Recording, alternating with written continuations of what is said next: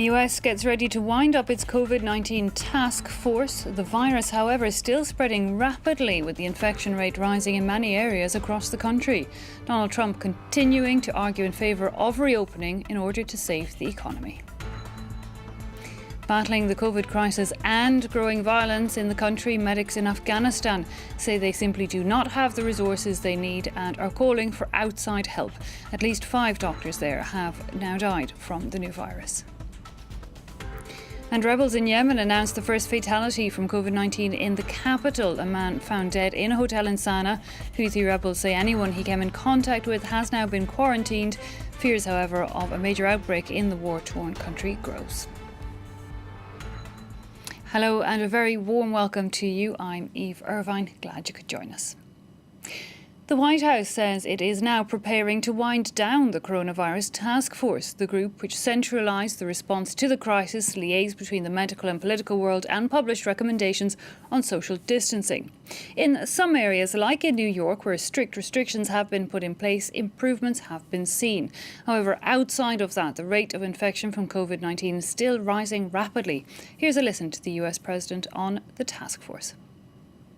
Mike Pence and the task force have done a great job, but we're now looking at a little bit of a different form, and that form is safety and opening, and we'll have a different group probably set up for that.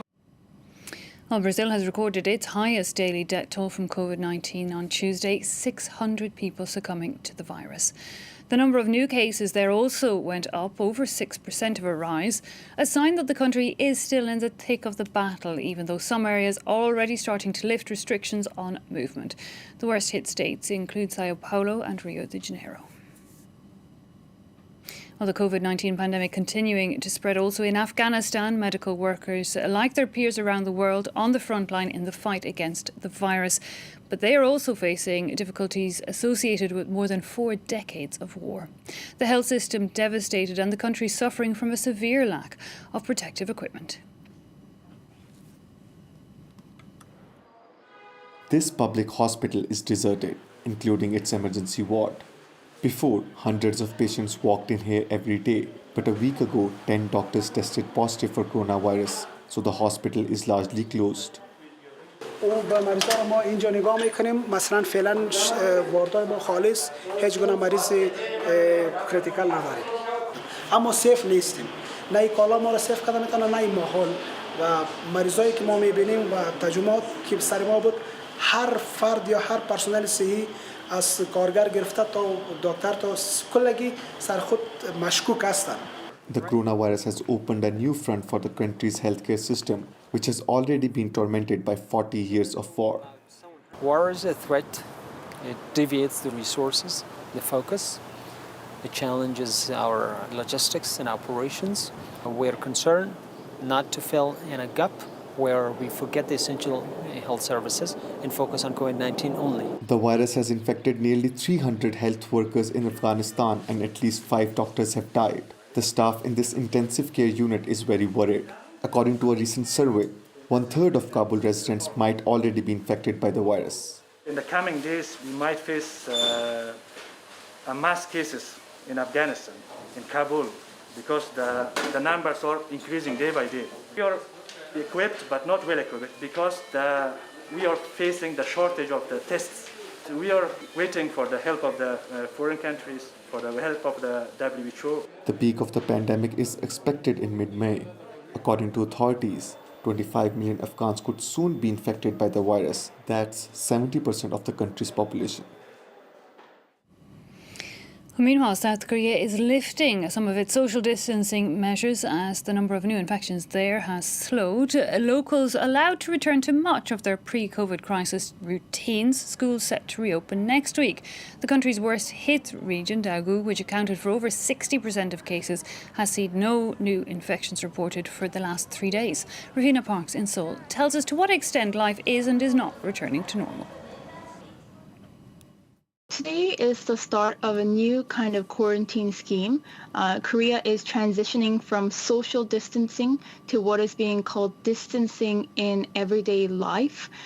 This in practice means that from today, things like museums, galleries, and libraries will begin partially opening. And it's true, schools will start reopening next week in phases. First to go back to school will be grade 12 students. Professional sporting events are also scheduled to resume.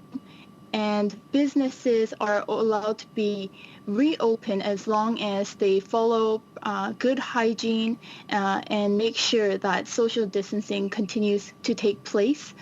South Korea's Prime Minister Chung pleaded with the public that they will adapt to this new reality and continue to practice distancing in everyday life. In practice, this means that people will continue to wear masks and use hand sanitizers and practice good hygiene in general.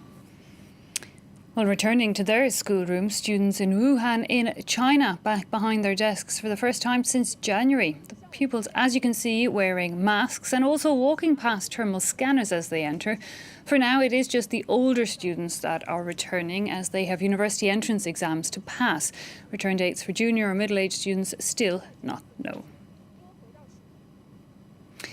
Well, at war and with an already seriously depleted health system, Houthi rebels in the Yemeni capital have now reported the first death from COVID-19 there. A man found dead in a hotel room.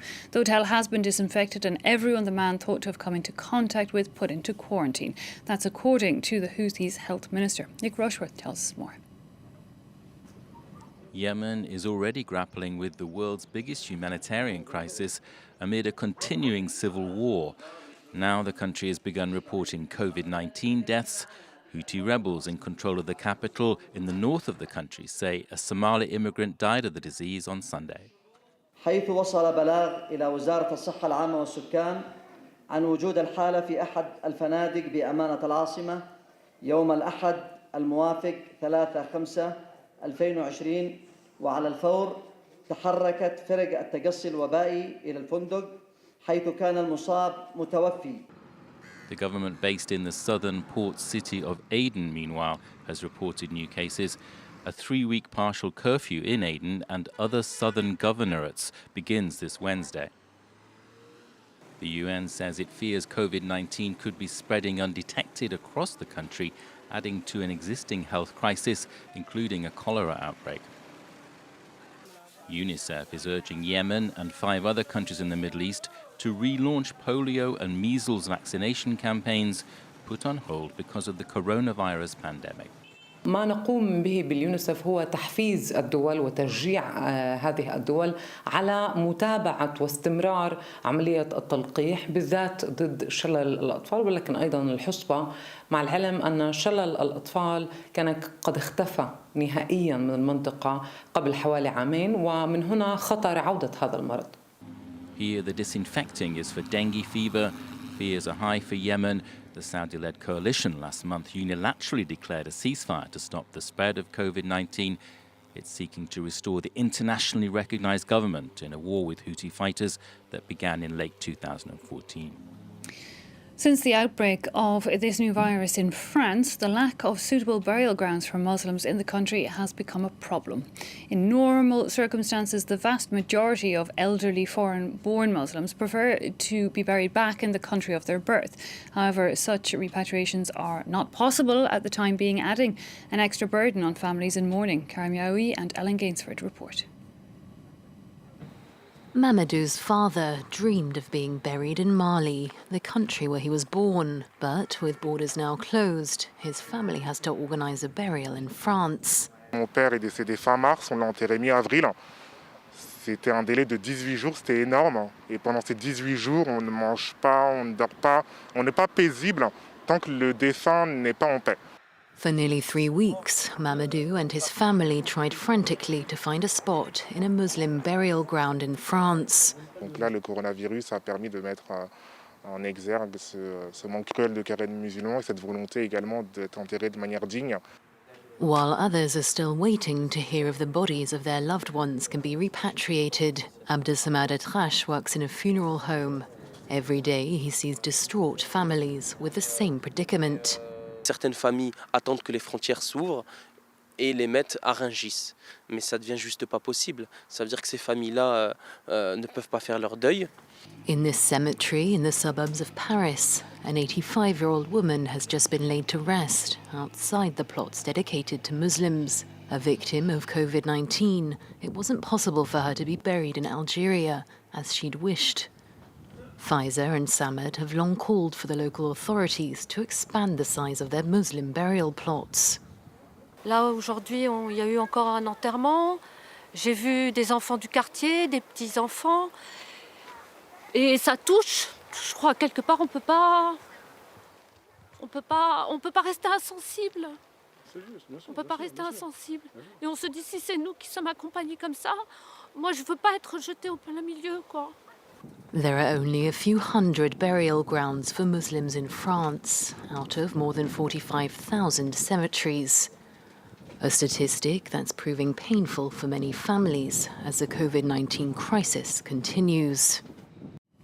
Well, the French President Emmanuel Macron is expected to unveil a plan for the arts sector this Wednesday. With concerts cancelled, cinemas closed, theatres, museums all shut down due to the COVID crisis, culture around the world has been curtailed, and with it, the livelihoods of those who provide it. In France alone, an estimated 1.3 million people earn a living from the arts. In the UK, Chief Executive of Creative Industries Federation, Ms Caroline Norbury, gives us an idea of the extent of the impact there and tells us what needs to be done to help. 2 million people are employed in the creative industries, and we have something like about 264,000 small businesses who all make their living that way. The most recent survey that we did as the Creative Industries Federation saw that about 50% of those who we surveyed, and we had responses from about 2,000 people and businesses, showed that they only had enough reserves to last them until June. And we also found that one of the biggest impacts was on those who were working as freelancers and self-employed. And you will know, of course, that that constitutes a large proportion of the sector. So, yeah, it's looking very, very serious, actually, in terms of what the future for the cultural and creative industries, what the impact is going to be on that sector. OK, well, it's time now for a look at what's taking up ink in the international papers with Duptika Laurent. She's pulled out an article about Tom Cruise that is somewhat out of this world, but we begin with the British dailies. A grim new milestone for the UK in the papers today. The UK officially has the worst coronavirus death toll in Europe, 29,427 lives lost, surpassing Italy now. The Guardian says it has prompted calls for an inquiry into the government's handling of the pandemic, in particular accusations that it was slow to enforce a lockdown. Now, the man who recommended that lockdown for the UK is also making the front page of the Times of London today, but for all the wrong reasons. Professor Neil Ferguson has resigned after it was revealed that he broke his own social distancing rules to allow his married mistress to come and visit him, this after having just isolated from coronavirus. Here in France, President Emmanuel Macron is expected to unveil plans for reviving what Libération calls France's art sector in distress. From festivals to concerts to museums to cinemas, the art sector has been badly hit by the lockdown and could face an even more complicated future under new social distancing rules. Now, a hearty congratulations to France 24's correspondent in Madagascar. Gaël Borgia is part of a team who won a Pulitzer Prize for a series of articles in the New York Times about Russian interference in presidential elections in Madagascar in 2018. You can read all about it on our France 24 website. Finally, some risky business for Tom Cruise. The Hollywood actor is, according to the New York Times, in talks with NASA to shoot a movie in space.